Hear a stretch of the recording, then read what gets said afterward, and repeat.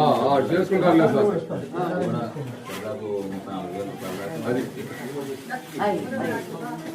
ఇప్పుడు ఆల్రెడీ తర్వాత మాట్లాడదామండి. ఈ హౌసింగ్ స్కీమ్ కింద ఇల్లు కట్టుకోవడానికి ఉంది.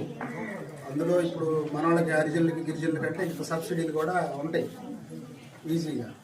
అది మీరు అందరూ అనుకొని ముందుకు వస్తే ఖచ్చితంగా మాట్లాడదాం ఈసారి అధికారుల దగ్గరికి. నేను వస్తాను, కూర్చుంటాను, అవసరం అయితే 4 రోజులు కూర్చుందాం, ఇబ్బంది లేదు దేనికైనా. మన వెల్ఫేర్, మన సంక్షేమం కదా, మన గ్రామానికి కదా. అంటే నాకు తెలిసి పుట్టినీడు పెరిగినోడు ఇప్పటి నుంచి ఉన్న పాత ఇల్లు ఇవన్నీ మన పొలాలు పడుతుంది. అంటే కుటుంబాలు పెరిగినాయి, అదే ఒకే ఇల్లు అయిపోయింది, పాత ఇల్లు అయిపోయింది.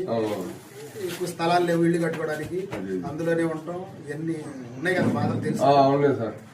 ఖచ్చితంగా మాట్లాడదాంలే. ప్రస్తుతానికి సరే ఇప్పుడు పర్లేదు కదా ఏర్పాట్లు, ఇబ్బంది ఉందా? ఓకే, తిండికి అండి చక్కగా పేర్లు రాపించుకోండి వచ్చిన అందరు సార్కి. ఏదైనా గవర్నమెంట్ ఏదైనా సహాయం చేస్తే చూద్దాం, తర్వాత పేర్లు రికార్డ్ చేయించుకోండి. ఏమైనా ఇబ్బంది అయితే నాకు ఫోన్ చేయండి. నా నంబర్ అందరి దగ్గర ఉందిగా, చాలా మంది దగ్గర ఉందిగా. పిల్లలందరూ క్షేమమా? పిల్లలు ప్రభుత్వం కూడా తుఫాన్ అనగానే వెంటనే స్పందించి మంచి ఏర్పాట్లు చేశారు. అయితే మనవాళ్ళు రావటమే కొంచెం లేట్ అయ్యింది, తెలుసుకోవట్లే, అవగాహన లేదు. మనవాళ్ళకి ఏంటంటే ఇప్పుడు దాకా పునరావాస కేంద్రాలు లేవు మన ఊర్లో. ఈ తుఫాను తీవ్రతను బట్టి ప్రభుత్వం ఏర్పాటు చేసింది. మనవాళ్ళు ఏంటంటే ఏదైనా చూద్దాం, పెరిగితే వెళ్దాం అని చెప్పి కొంత రాలా ముందు. అధికారులు ఎప్పటి నుంచో ఉన్నారు ఇక్కడ అవైలబుల్. మీరు కూడా నిన్న సాయంత్రం వచ్చారు, మొన్న రాలేదు కదా.